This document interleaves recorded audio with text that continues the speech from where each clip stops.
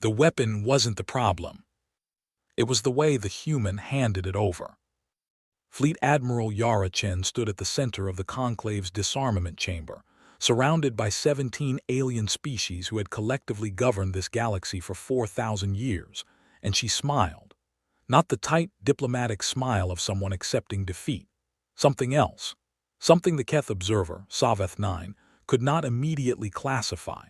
The chamber's atmospheric sensors registered a small elevation in her cardiovascular output. Her pupils had dilated slightly. Her hands, as she placed the ceremonial firearm on the disarmament plinth, were perfectly, absolutely still. Savath 9 recorded everything. He had been recording humans for 6 years. He still didn't understand them.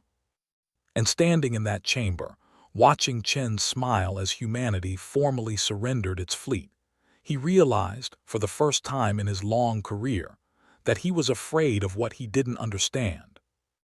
The Galactic Conclave's disarmament resolution 7 Theta had passed by unanimous vote 14 months earlier.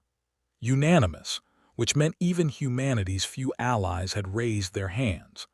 The logic was unassailable, at least to every species that processed logic the way logic was supposed to be processed. Humanity had arrived at the galactic stage 40 years ago. In that time, they had fought 3 wars, ended 2 of them through methods that still appeared in the nightmares of senior conclave members, and developed weapons technology at a pace that the Keth Institute of Evolutionary Threat Assessment classified in a private report as biologically implausible. They were small. They were new. They were chaotic in ways that defied modeling. And their fleet, the Terran Combined Arms Fleet, all 2,412 vessels, was the most heavily armed collection of warships ever assembled by a species in its first half-century of interstellar civilization. The resolution was simple.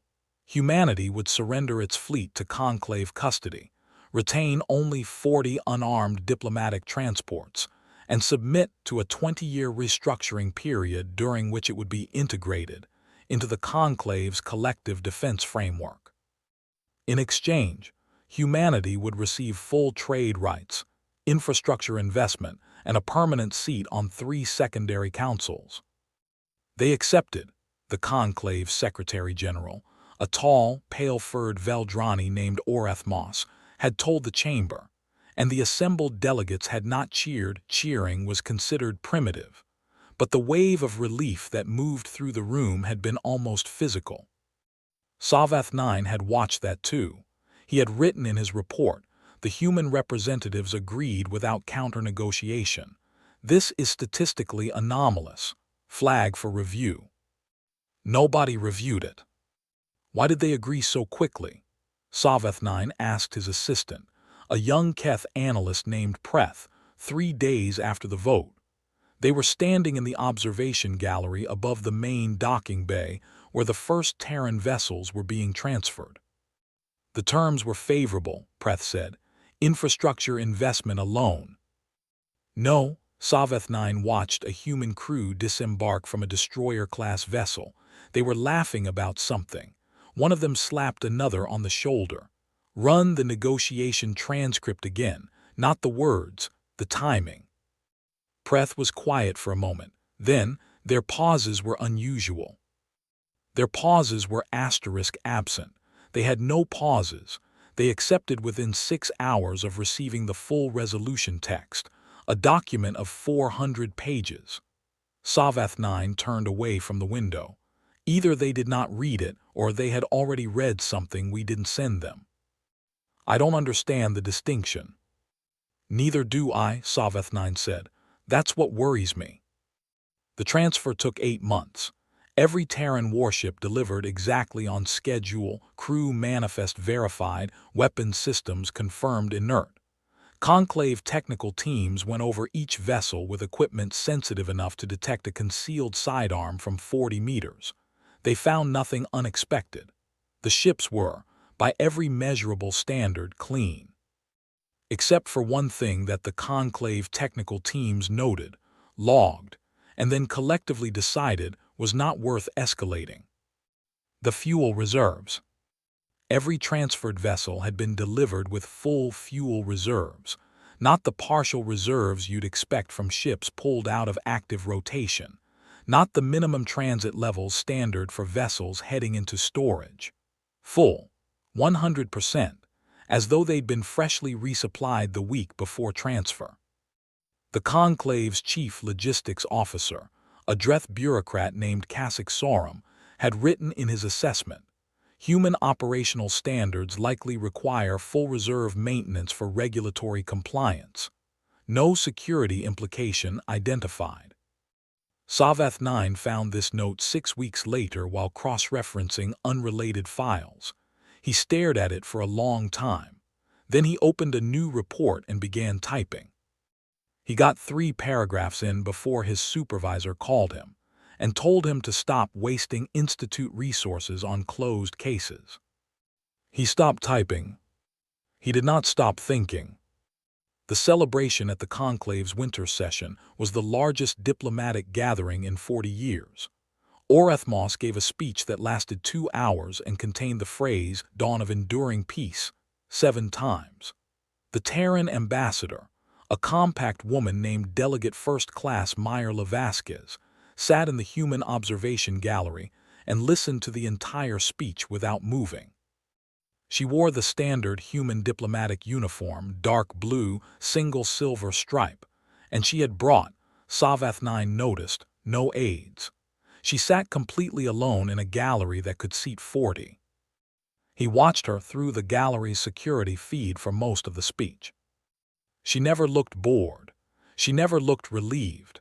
She looked, for reasons Savath 9 could not articulate in any language he spoke, like someone listening to an enemy give a toast at their own funeral and finding it privately deeply funny. He flagged the footage. He sent it to 3 colleagues. 2 didn't respond. 1 wrote back, "You've been studying humans too long. You're finding patterns in nothing." Maybe, Savath 9 thought, maybe. But he kept the footage. The first sign that something was wrong came 4 months after the disarmament was complete, and it came from a place nobody expected: the Terran Civilian Shipping Registry. A Conclave trade monitoring station in the Kepler Transit Corridor ran a routine cross-check of registered vessel classifications and flagged an anomaly. The number of registered Terran civilian freighters had increased by approximately 12% in the 14 months since Resolution 7 Theta had passed. Not unusual in isolation, trade access had improved. But the registry showed that these new civilian vessels were overwhelmingly in a very specific tonnage class. The exact tonnage class of a Terran destroyer, with its weapon systems removed. "That's a coincidence," said Casix, when Savath 9 finally got a meeting. "It's 412 vessels," Savath 9 said. "Civilian construction at that scale. 412 vessels, Casix, in 14 months. Human civilian shipyards don't build at that speed. They never have. The rate is approximately 6 times their documented civilian construction capacity." Savath 9 placed the data sheet on the table. These ships were not built. They were reclassified. Casix looked at the data sheet for a long time. "Get me the weapon scans from the transfer inspections," he said quietly. "I already have them," Savath 9 said. "They're clean." "Then what are you suggesting?"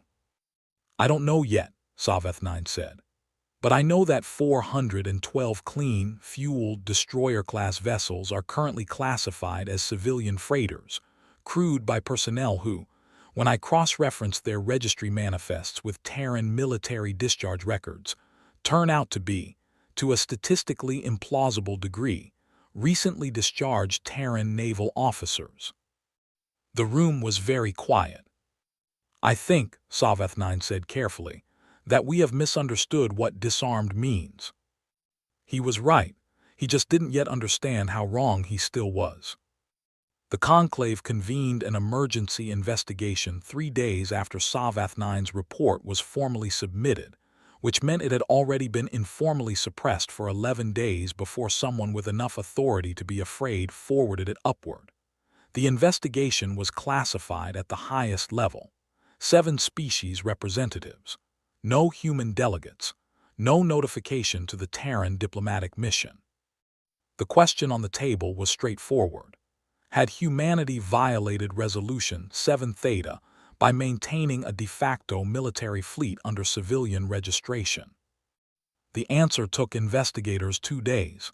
It was not straightforward. "They haven't violated the resolution," said the lead investigator, a Veldrani jurist named Tarath Kelm, at the closed session. Her voice was careful in a way that made the room uneasy.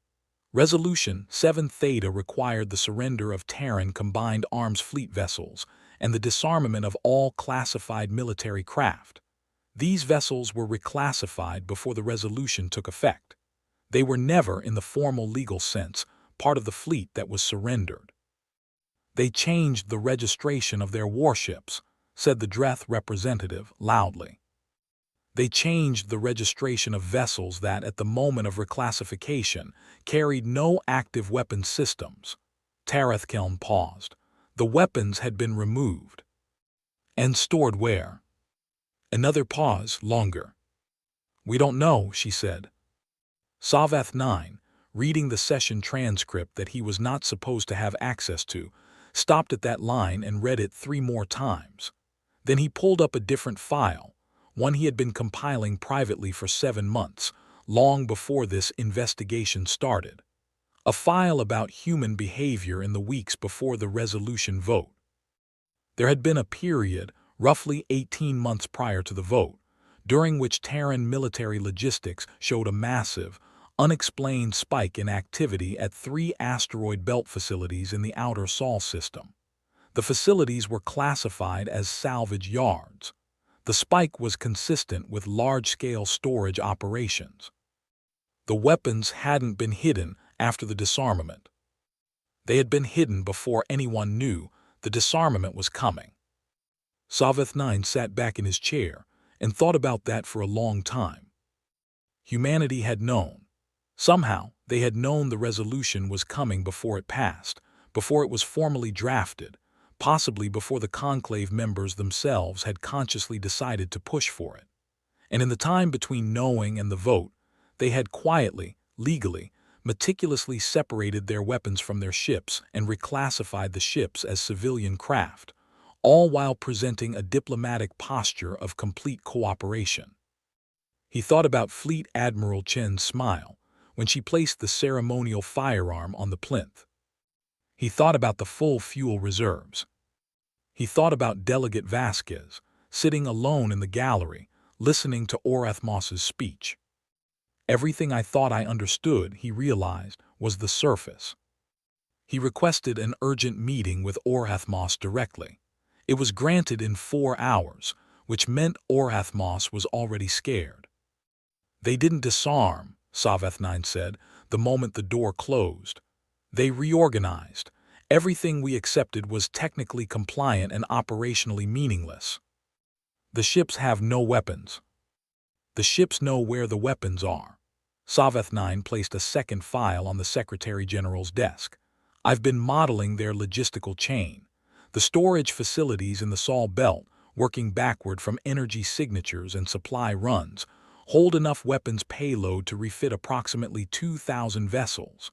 The reclassified civilian fleet is 2,400 vessels. They're short." Short. Orathmos's pale fur was doing something involuntary at the edges. "You're saying they can't fully rearm." "I'm saying we can account for where weapons went for 2,000 of their ships." Savath 9's voice was steady because he had practiced it. "I cannot account for the other 412. Silence. "The transferred vessels," Orathmos said, "were delivered with full fuel reserves," Savath 9 said. "Clean weapon scans, perfect compliance, and I have been unable to sleep for 3 weeks because I cannot determine what the fuel reserves were for, since those ships weren't going anywhere except our custody." He looked at the Secretary General directly. "Unless they were planning to go somewhere from our custody." Orathmos stood up. He walked to the window. He looked out at the Conclave's orbital station, the center of galactic governance, the place that held 2,412 disarmed human warships in its docking bays. They wouldn't, he said, but his voice had lost something. Tell me why not, Soveth9 said. Give me the reason, not the diplomatic one, the actual reason. Orathmos didn't answer. The Conclave sent a formal inquiry to the Terran diplomatic mission at 600 the following morning. They used careful language, procedural language, a request for clarification on civilian vessel registration classifications, framed as a routine audit. Delegate Vasquez responded in 4 hours. Her response was 2 sentences. The Terran government is pleased to cooperate with any audit of civilian shipping registries. We would like to suggest this conversation include Fleet Admiral Chen, who is currently available at the Conclave station. Chen was on the station. She had been on the station for 6 weeks, listed as a civilian technical advisor in the public registry, in a station that held humanity's surrendered fleet. Soveth9 read the response and felt something he had no word for in his language. The closest translation was something like, "The moment when you realize the trap has been there the entire time, and the sound you heard earlier was not the trap being set, but the trap being confirmed closed." He calmed Preth. "Get me everything on what Chen has been doing for the past 6 weeks." "She's been giving technical advisory sessions," Preth said, "to the Conclave maintenance teams working on the transferred vessels." "Doing what?" A pause, helping them understand the ship systems, maintenance protocols, emergency power routing, engine restart sequences. The silence between them lasted 4 seconds. "She's been teaching Conclave crews," Soveth9 said slowly, "how to operate Terran warships." That's actually helpful. That's cooperation." "Or," Soveth9 said, "she's been making sure that when those ships move again, they will move correctly, under whoever is authorized to move them." "The Conclave crews aren't." "Not the Conclave crews." His voice dropped. "Preth, run me the access logs for the transferred vessels, all personnel who have been aboard in the last 6 weeks, cross-reference with Terran civilian registry manifests." Another pause, longer. "Savath," Preth said quietly, "there are approximately 900 individuals who show on both lists. 900 Terran naval veterans who are officially civilian contractors," he said, "who have spent the last 6 weeks learning the emergency operational systems of ships they used to crew." He closed the comm. He sat in the silence of his office and understood something that felt physical, something that pressed against the inside of his chest. Humanity hadn't lost this negotiation. Humanity hadn't even been playing the negotiation the Conclave thought it was playing. While the Conclave had spent 14 months congratulating itself on neutering the most dangerous new species in 2 centuries, humanity had been doing something else entirely, something that looked, from every official angle, like compliance, like cooperation, like the grateful acceptance of a species that knew it was outmatched. They had been waiting. Not passively, not helplessly.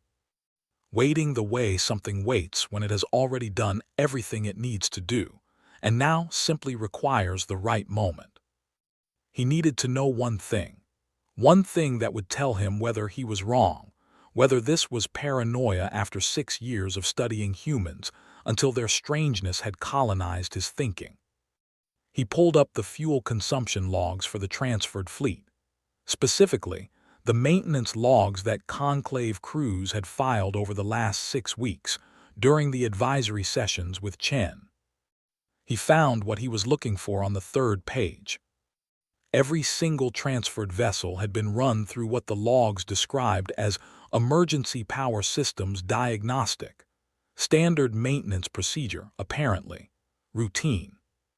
Except that an emergency power systems diagnostic, on a Terran warship, required the crew to bring the engines to 60% output and hold them there for 4 minutes. 412 ships, every one of them, engines warm, fueled, crewed by people who knew how to fly them. Saveth 9 stood up, walked to his door, walked back, sat down, and opened a direct channel to Orethmos. "We need to talk to them," he said. "Now, not an inquiry, a conversation with Chen, and we need to ask the right question." "What's the right question?" He thought for just a moment. "We need to ask them what they want." The meeting was held in the conclave's primary conference chamber. Not a side room, not a procedural space. Orethmos had chosen the full chamber, surrounded by the seals of 17 species, because he wanted Chen to understand the weight of what was happening.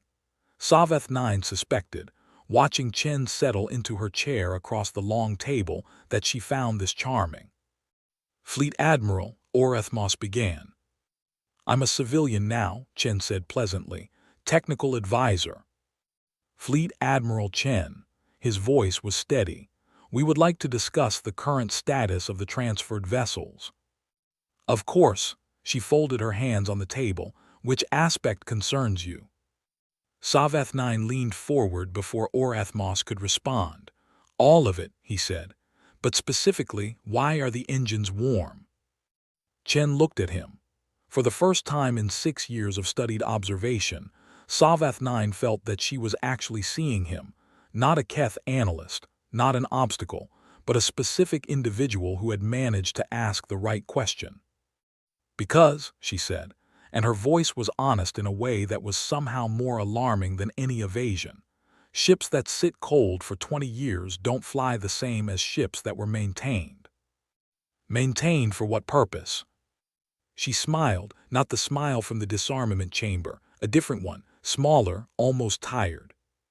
17 months ago," she said, "the Drevhari Collective began moving military assets toward the Keth border, not all at once, slowly, in a pattern that your analysts would recognize as prepositioning if anyone was looking at it from the right angle." She paused. "We've been watching them for 11 months. We believe the conclave's disarmament of our fleet was, in part, manufactured by Drevhari diplomatic pressure, specifically, to remove the one military force in this region that they assessed as capable of responding effectively to their expansion." Dead silence. Orethmos said, very carefully, "You're alleging that Resolution 7 Theta was engineered," Chen said. "Yes, not by you, through you." She looked around the table. "We didn't comply with the resolution because we were outmaneuvered. We complied because we needed you to believe we were neutralized while we confirmed whether our intelligence was correct." She placed a data chip on the table. "It is." Nobody moved. "The Drevhari fleet crossed the outer Keth boundary marker 6 hours ago," she said. "In strength." Saveth 9 looked at the data chip, then he looked at Chen. "How long have you had this information?" 4 days. "You waited 4 days." "We needed to be sure." She met his eyes. "And we needed you to ask us the right question instead of simply ordering us to stand down. Because if you'd ordered, we'd have had to refuse, and this would have been a very different conversation." "But we did ask," Saveth 9 said. "You did," she nodded slightly, "eventually." Orethmos reached for the data chip with a hand that wasn't entirely steady. He looked at the readouts. His fur was doing the involuntary thing again, worse now. "The resolution," he said, "if we suspend it to address." "You don't need to suspend it," Chen said. "We're still in compliance. Those are civilian vessels. Their crews are contracted technical personnel." The small, tired smile again. "If you need those civilian vessels to perform emergency logistics operations in a border crisis, I imagine that's within your authority to request." The room understood all at once. Not the relief kind of understanding. The other kind. The kind where you realize exactly how far ahead the person across from you has been operating, and you trace the steps backward, and each step you retrace makes the next one more unsettling. "You built this," Saveth 9 said, not accusing, genuine. "From the moment the resolution was proposed, you built the compliance structure so that it could be reversed without violating a single clause." "We built the compliance structure," Chen said, so that the conclave would have options it didn't know it had. For our benefit, Orathmos said, and there was something complex in his voice. For everyone's benefit, she said, including ours, we have colonies near the Keth border too, she stood. I'll need your emergency logistics authorization within the next 40 minutes for the prepositioning to matter. The fuel won't wait forever. She walked to the door, stopped with her hand on the frame. For what it's worth, she said without turning around, we never wanted the fight with the conclave. We wanted you to see us clearly enough to stop being afraid of us. She paused. We're still waiting for that part. Then she was gone, and 17 species sat in a room built to represent 4,000 years of galactic governance, looking at a data chip placed there by a woman who had reclassified a war fleet as a shipping company and kept it fueled and crewed and warm for an entire year, because she'd anticipated a crisis that the conclave's entire intelligence apparatus had failed to detect. The 40 minutes passed. The authorization was granted. Somewhere in the docking bays below the conclave station, engines that had been idling at maintenance levels went to full output, and 412 vessels that the conclave had thought it owned, that it had thought were monuments to humanity's concession, began to move. Saveth 9 watched them go from the observation gallery. He stood in the same spot where he'd watched that first human crew disembark a year ago, the crew that had been laughing, the one that had slapped each other's shoulders. He wondered now what they had been laughing about. He had assumed it was nerves, the dark humor of soldiers surrendering their weapons. He suspected now it was something else. He suspected they had been laughing because it had worked. Because every piece was in place. Because you only laugh like that, genuinely, freely, the way he'd seen humans laugh, when something terrible that required total commitment and long patience has finally arrived at the moment where all the work pays off. His comm chimed, Preth. The Drevhari fleet is holding position, Preth said. They've received the transit signatures of the civilian vessels. And they're withdrawing slowly, but they're moving back. A pause. No shots fired. No shots fired, Saveth 9 repeated. Because of course not. Because the Drevhari had moved against a region they believed was undefended, had been told was undefended, had possibly been manipulated into believing was undefended by intelligence that the humans had allowed to appear credible. And now 2,000 warships, 412 repositioned from conclave custody, the rest arriving through transit corridors that Saveth 9 hadn't even been tracking because he'd been focused on the wrong question, were visible on long-range sensors. And the Drevhari were rational actors, and rational actors, when confronted with a force that shouldn't exist, do not fight. They recalculate. He thought about that. A fleet that shouldn't exist. A civilization that had formally surrendered its military capacity and then simply hadn't. Not through deception exactly, not through violation, through an act of extraordinary patience and extraordinary legal precision that had looked, for 14 months, indistinguishable from genuine compliance. Preth, he said. Yes. When we filed the threat assessment on humanity, 40 years ago when they first arrived, what was the primary recommendation? A long pause. I'd have to pull the original. I'll pull it. He already had it open. He'd been reading old files all week, filling in the shape of something he felt but couldn't quite see. The 40-year-old assessment was written by a Keth analyst who was now retired, who had spent 2 years studying the new species before writing a document that had ultimately contributed to 6 different conclave containment policies, and indirectly, to Resolution 7 Theta itself. The recommendation, on the last page, read, humanity's primary threat characteristic is not technological advancement or military capacity. It is their demonstrated willingness to accept enormous individual and collective cost in service of long-term objectives that are not immediately legible to outside observers. Recommend treating any human compliance or concession as potentially instrumental until the underlying objective is identified. The analyst had flagged it as the primary finding. The conclave had filed it under secondary strategic notes.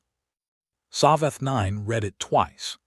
Then he looked out the window at the departure trails of 412 civilian vessels that had saved a border system without firing a single weapon, that had converted a year of apparent vulnerability into a strategic position of complete readiness, that had let the conclave believe it held power over them long enough for that belief to make the conclave useful. He thought about Chen's last words. We're still waiting for that part. For the conclave to stop being afraid of them, to see them clearly. He thought about what seeing them clearly actually meant, now that he had glimpsed it. Not the version of clarity that produced fear, not the they are dangerous asterisk clarity that had driven 17 species to unanimous disarmament votes. A different kind. They had not hidden their fleet to protect themselves from the conclave.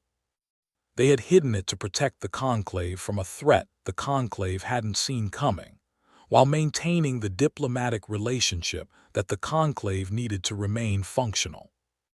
They had accepted the humiliation of symbolic surrender, and it had been a humiliation.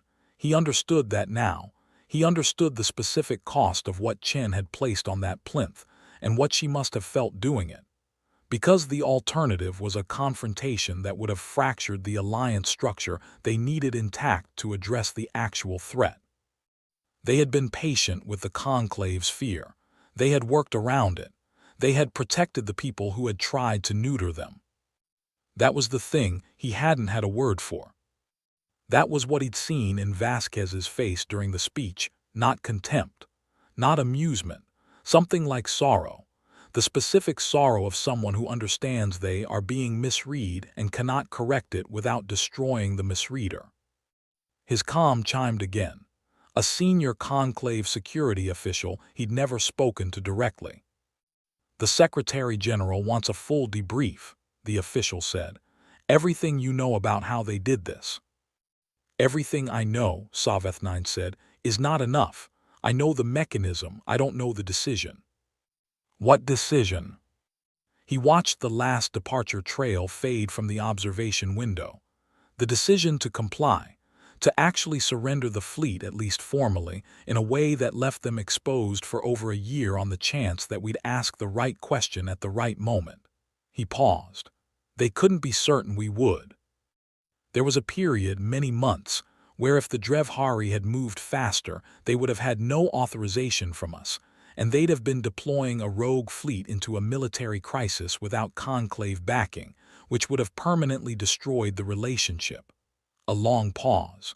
They took that risk, for us, while we congratulated ourselves for containing them. The official was quiet for a moment. Should I tell the Secretary General that? Tell him exactly that, Saveth 9 said. And tell him that the 40-year-old threat assessment recommendation is still the most accurate document we have about humans, and we have been filing it under secondary notes for 40 years. He closed the comm. He stayed at the window a long time after the last ship had gone. The station was quieter now. The docking bays that had been full were mostly empty. He kept thinking about fuel, full reserves, ships that had been delivered clean and warm and ready under the nose of the most sophisticated inspection apparatus in the galaxy. Ships maintained by contractors who were veterans, trained by an admiral who was listed as a civilian, for a threat that the conclave hadn't known was coming. He kept thinking about the timing, how precisely everything had been arranged, how long the patience must have been, how many humans must have known and kept the secret, and done their maintenance shifts and their advisory sessions and their civilian registry paperwork, living inside the shape of a defeat that was never a defeat, waiting for the day the plan became necessary. How do you build a culture that can do that? How do you raise people who will accept the appearance of total loss, perform it convincingly for over a year, and not break, not rage, not leak, not flinch, because they trust that the long game is being run correctly. He didn't have an answer. He had been studying humans for 6 years, and he didn't have an answer. He thought he might spend the rest of his career looking for one. 3 days later, the official report on the Drevhari incident went to the full conclave. It described a border confrontation resolved without casualties through rapid civilian logistics response. It mentioned human cooperation. It did not mention fuel reserves or engine diagnostics or 40-year-old threat assessments, or the expression on a fleet admiral's face when she placed a ceremonial weapon on a plinth. Those details were in Saveth-9's personal file. He had also written something that wasn't in any official report, a single paragraph, in his own shorthand, that he'd put in the private section of his research archive where it would outlast his career if he maintained the access permissions. They did not deceive us. They complied with every term as written, and the terms as written were insufficient. We wrote the terms. We assumed compliance meant surrender because surrender is what compliance means to every other species we have governed. We were told 40 years ago that this assumption would fail. We did not listen because we could not imagine a species that would choose apparent defeat as a strategic instrument, at genuine cost, with genuine patience, for an objective we could not see. The conclave ordered humans to disarm.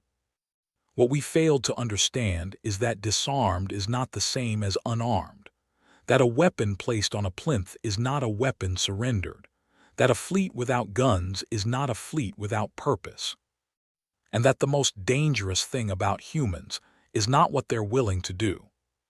It's how long they're willing to wait before they do it. He saved the file. He closed his terminal. He walked out of his office and into the corridor, and he passed a small group of Terran diplomatic staff moving in the opposite direction, civilians, all of them, officially, every one, and one of them caught his eye and nodded, just slightly, the way humans did when they recognized someone who had finally understood something.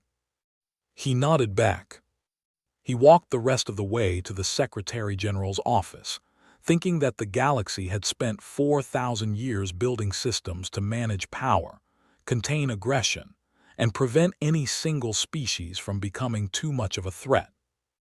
And somewhere in a Sol system asteroid belt, in salvage yards that weren't salvage yards in the dark between the rocks, the weapons waited, patient, maintained, ready. Not because humanity wanted a war.